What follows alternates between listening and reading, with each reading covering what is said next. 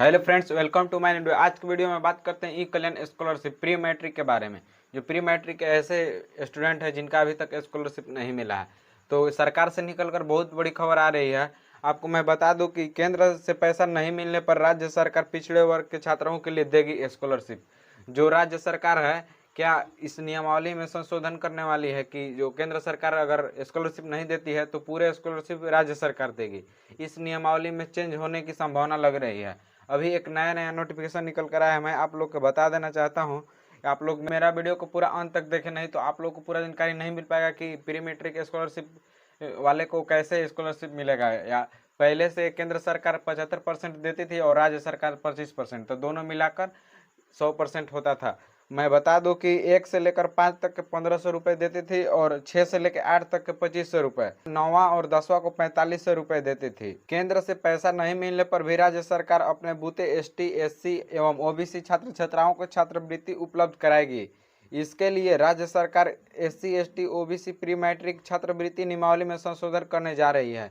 जो केंद्र सरकार अगर स्कॉलरशिप नहीं देगी तब भी राज्य सरकार स्कॉलरशिप देगी और इस नियमावली में संशोधन करने जा रही है।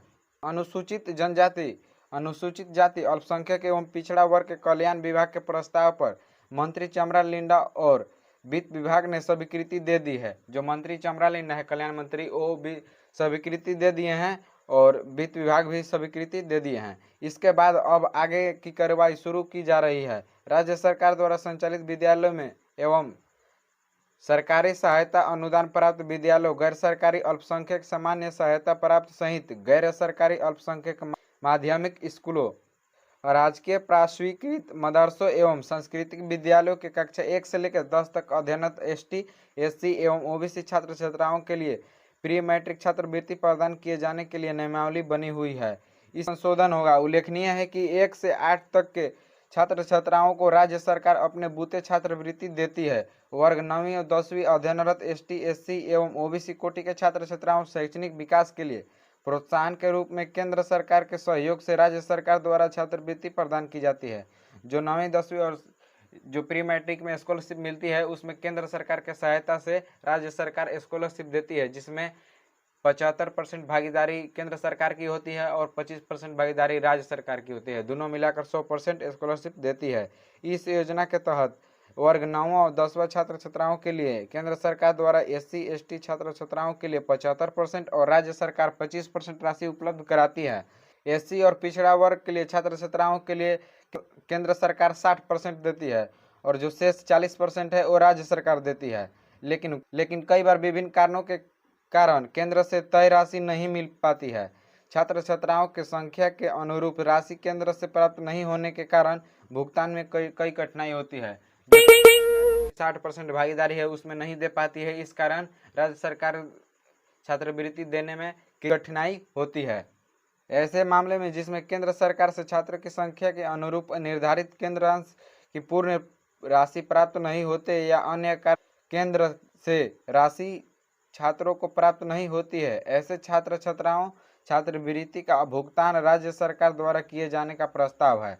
जब किसी भी कारण से केंद्र सरकार से पैसा नहीं मिलने पर नहीं मिल पाता है, इसके कारण राज्य सरकार कुछ प्रस्ताव लेकर आई है। केंद्र द्वारा कोटिवार देय छात्रवृत्ति की दर यदि राज्य सरकार के दर से ज़्यादा है तो भारत सरकार के दर को अंगीकृत करने के लिए राज्य सरकार द्वारा दर को पुनरीक्षित किया जा सकता है। यदि राज्य सरकार द्वारा देय कोटिवार छात्रवृत्ति के दर भारत सरकार द्वारा देय छात्रवृत्ति से ज़्यादा है तो राज्य सरकार द्वारा उक्त कोटि के लिए देय छात्रवृत्ति के दर यथावत रखा जा सकता है। झारखंड में छात्रवृत्ति के लिए जो एसटी के छात्र छात्राएं हैं उनके लिए केंद्र सरकार 75% देती है और राज्य सरकार 25% देती है। और लेकिन जो एससी और ओबीसी के छात्र छात्राएं हैं उनके लिए केंद्र सरकार 60% देती है और राज्य सरकार 40% देती है। इसमें केंद्र सरकार राशि समय पर नहीं दे पा रही है, इसलिए छात्र छात्राओं को समय से भुगतान नहीं हो पा रहा है, यह हमारे राज्य सरकार का कहना है। तो राज्य सरकार ने एक कमेटी गठन की है, उसमें वित्त विभाग से स्वीकृति मिल चुके हैं। कुछ नया नियमावली बनने वाला है। इस नियम से जो सरकार कर रही है, केंद्र से अगर पैसा नहीं मिलेगा फिर भी समय पर आप लोगों के छात्रवृत्ति मिलेंगे। ये प्री मैट्रिक के लिए है। अभी तक पोस्ट मैट्रिक के लिए कोई अभी तक अपडेट नहीं आया है। पोस्ट मैट्रिक के लिए अपडेट आते ही मैं आप लोग को वीडियो के माध्यम से बता दूंगा, सबसे पहले मैं आप लोग को अपडेट दे दूंगा। तो मिलते हैं नेक्स्ट वीडियो में, तब तक के लिए जय हिंद।